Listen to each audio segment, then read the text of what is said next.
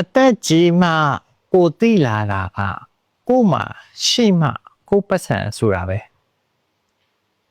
အသက်ကြီးမှပိုသိလာတာကို့မှာရှိမှကိုပတ်စံဆိုတာပဲကိုနဲ့နီးစပ်တဲ့ဘသူစီပဲရှိသူတို့ရှိတာသူတို့ပတ်စံမို့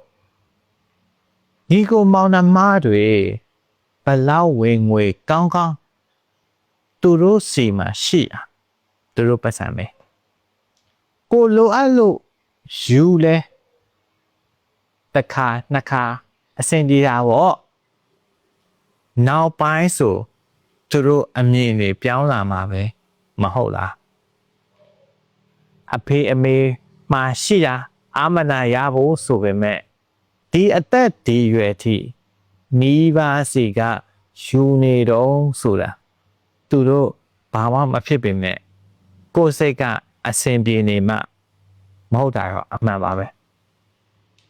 တငယ်ချင်းအပေါင်းအသင်းတွေရှိတာကရှိတာပါပဲ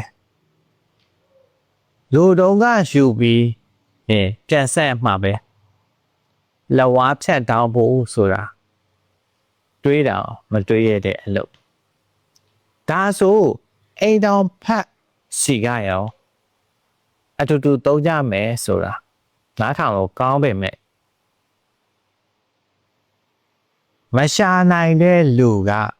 ရှာနိုင်တဲ့လူကိုဦးစားပေးရမယ်တီးခံရမယ်ငွေမရှာနိုင်ရင်ကြံတဲ့ supporting ပေးနိုင်မဲ့ဒါတွေဟာမဖြစ်မနေသိရမယ်အခြေအနေတွေပေါ့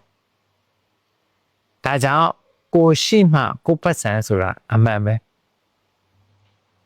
ကိုပတ်စံကိုတုံးရတာလွတ်လပ်မှုမျိုးကဘယ်အရာနဲ့မှတန်းရှင်လို့မရဘူး